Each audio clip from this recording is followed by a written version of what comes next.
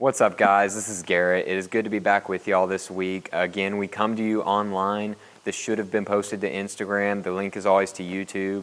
And we've messaged you through some sort of way, shape, or form. And so we're glad that you're joining us here again, and we're glad that we get to share this time. As we mentioned last week, that your walk with Jesus doesn't stop because of this pandemic. In fact, I can say that God is probably working in your life now for a specific time and a specific reason that He wasn't before. And there's many, many things that can be taught and learned through this crisis and through this situation. And based upon that, or speaking, I lost mine. There's many things that God can do in your life in this situation.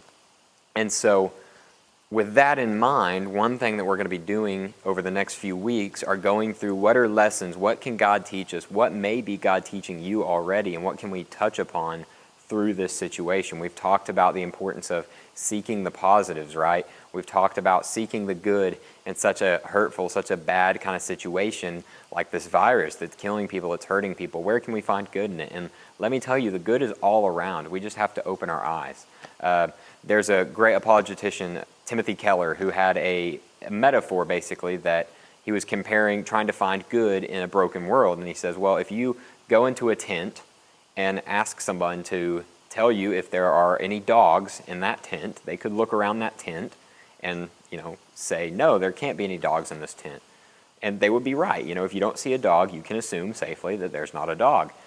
But if you were going in that same tent and ask somebody, hey, are there any ants in this tent?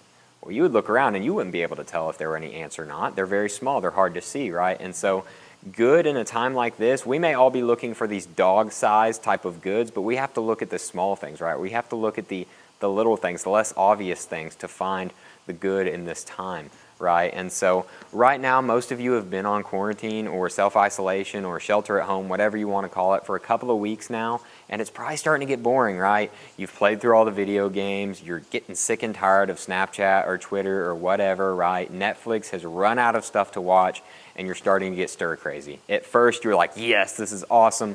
I don't have to go to school in person. I can go to school online. I don't have to worry about seeing all these people that I don't like seeing at school, or I don't have to worry about the hustle and bustle. I can just wake up, put on my pajama pants, and sit in bed and do school while I'm watching Netflix. I know how that works. And so a lot of you thought it was really, really cool at first, but as the time has drug on and as maybe you've started to get into some arguments with your siblings or your parents who you're trapped in the same house with, right? Or like we mentioned before, things are starting to get old, things are starting to get boring. You're like, man, when is this going to end? And I would love to tell you I have an answer for that. I don't. As many of you know, I'm in the middle of planning a wedding right now. And there's a ton of uncertainty, right? We don't know when we'll be able to have it, how many people will be able to be there, what the situation is going to be like in a month, much less 2 months, right? And so there's a lot of uncertainty. So let me encourage you that I'm right there with you guys in not knowing what to do. And that brings us to what I think I know God is trying to teach me, and what I think God could be trying to teach you as well, is that in times like these, not just in times like these, but in all of life, we are to trust in Him. And one story that I think we can really see this idea of learning to trust in the Lord is the story of Abraham and Sarah.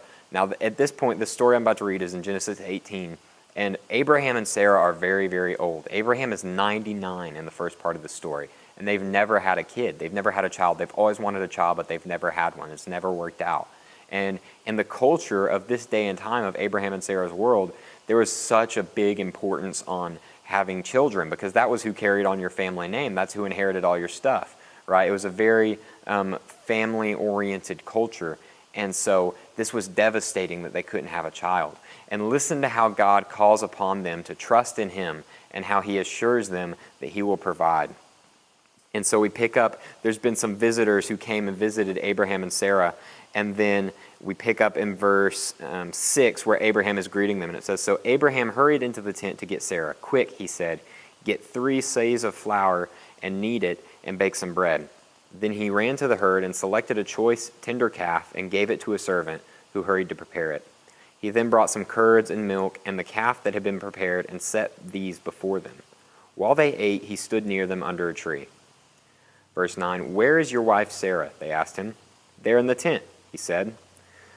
Then the Lord said, and remember it says, then the Lord said. So likely this is the servant of the Lord. This is likely a pre-incarnate Christ who is here with Abraham talking to him. So back in verse 10 it says, then the Lord said, I will surely return to you about this time next year, and Sarah your wife will have a son.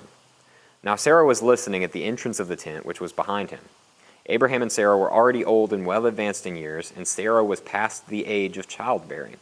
So Sarah laughed to herself as she thought, after I am worn out and my master is old, well, now I have this pleasure, talking about having a kid. And verse 13 says, then the Lord said to Abraham, why did Sarah laugh and say, will I really have a child now that I am old? Is anything too hard for the Lord? I will return to you at the appointed time next year, and Sarah will have a son. Verse 15 says that Sarah was afraid because God just called her on her laughing at him. So she lied and said, I did not laugh. And then you see the humor of God. This is when I think God has a sense of humor. And God, or Jesus, pre-incarnate Christ, responds, but he said, yes, you did laugh. And that's where the chapter ends. So Jesus gets the last word there. And then fast forward a year, and we get to see the promise that God gave to Abraham and Sarah become fulfilled in chapter 21. Chapter 21, verse 1 says, now the Lord was gracious to Sarah, as he had said, and the Lord did for Sarah what he promised. Sarah became pregnant and bore a son to Abraham in his old age, at the very time God had promised him. Look, God is faithful, right? When his son Isaac was 8 days old, Abraham circumcised him, as God commanded him. Abraham was 100 years old when his son Isaac was born to him. Sarah said, God has brought me laughter, and everyone who hears about this will laugh with me. And she added, who would have said to Abraham that Sarah would nurse children? Yet I have borne him a son in his old age. And so the reason I read that story, and the thing that I think we can take away from that story, is Abraham and Sarah had no logical reason to believe that they would be having a kid anytime soon, right? But God came to them and God said, y'all, you two, God's texting apparently, he says, y'all, you two trust in me and I will bring this to pass, right? He gave them a promise that he would give them a son. And so Sarah at first was kind of incredulous. She had the reaction that many of us do when it comes to trusting in God. We're like, yeah, everything will work out. I highly doubt that, right? But Abraham was much more quick to trust in the Lord, and ultimately Sarah got called on it, and she trusted in the Lord too.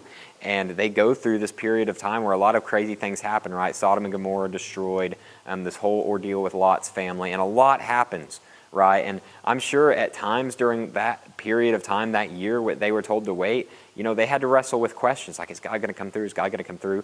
But on the exact day that God promised to give them a son, they had a son. And so the story of that, and really the story of the whole Bible, is that God is faithful.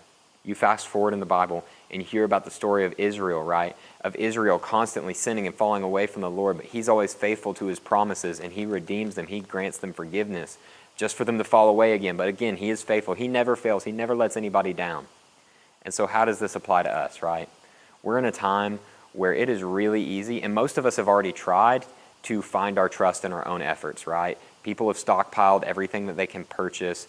People have, worn masks, which again is a good idea, right? But if you think a mask is really going to make everything better, it's not, right? The virus is still around. And so we've tried to trust in all of these things. And those things aren't bad inherently, right? Like you should take precautions. You should try to, prepare. Don't stockpile crazy amounts, but you get the idea. But where is our trust really found? Is it in these habits, right? Is it in our own efforts? Is it in,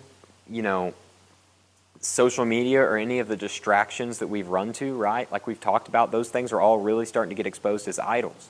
Whether you idolize control, whether you idolize comfort, whether you idolize people's opinions, all of those things are falling away because we're isolated. For the first time in most of our lives, we are truly, truly isolated. And this is the time to trust in God and to know that we may not know when this lockdown or this shelter in place is going to end. We may not know when things are going to go back to normal, and it may be a lot longer than we initially anticipated. But we know that God is still in control, and we can trust in him. And what we should do through this time is we should seek his will. We should seek, what should we learn? How can we grow in our walk with the Lord? And don't just look inward, look outward. How can we help others grow in their walk with the Lord? How can I be a light? Remember, we talked about how we can be lights of the earth, that nobody lights a candle and hides it under a bowl, is that we are that lit candle. We have the message of the gospel. We have the Holy Spirit inside of us. How can we shine that light to the people we are with, trapped in a house all day, our family? How can we be loving? How can we bless them, right? And so trust in the Lord. And what does it look like to trust in the Lord? Where pray, right? One of the verses you've probably heard tossed around more than any this entire time is Philippians 4, 6 through 7. I know I've tossed it around. I love that verse. It's so applicable to this time. But so many people focus on the do not be anxious about anything part, but they forget to focus on what comes after. But with prayer and petition, present your request to God, and the peace which transcends all understandings will guard your hearts and minds in Christ Jesus. Paul writes to pray. So we as believers need to be praying constantly, not just for ourselves, but for the world, for those affected by this virus, right? Spend time in the morning and the afternoon in prayer. Be in constant prayer. If you need to start out with 5 minutes, or if you're good, you've got the gift of prayer and you can pray for 2 hours, just pray. Ask for the Lord to reveal His will to you and to shine a light on the sin and the things in your life that you need to get rid of, and show you how to live a life that honors God, how to continue to grow. So my message for you guys this week, I love y'all and I miss y'all, but I encourage y'all, and I'm in the same struggle with you, is let's trust in the Lord this week. Let's not let our lives be filled with uncertainty. We are uncertain, but trusting in the Lord doesn't mean that we get all the answers. It's that we know that He's in charge, and no matter what those answers are, it's going to work out because He cares for us and He's not going to forsake us. Just like He didn't forsake Abraham and Sarah. Just like He didn't forsake Israel. He's with us and He will bring this to a conclusion. Even if it's 10 years down the road, if that's His plan, it's going to work out. And whether we like that plan initially or not, we have to understand that's what's best for us. And let's try to get in line with God's will instead of fighting it. Because guess what? God's going to get His way either way, right? And so we can either be with Him or we can try and fight Him and make it a lot harder on ourselves. Instead, let's lean into God. Let's trust in Him, and let's trust that He is good and He is in control. I love you guys. Text me, message me. We need to do a Zoom call soon. I don't know how many of you have laptops or the option to use a laptop. If you do, let us know. We would love to set that up. Y'all have a good week and pray.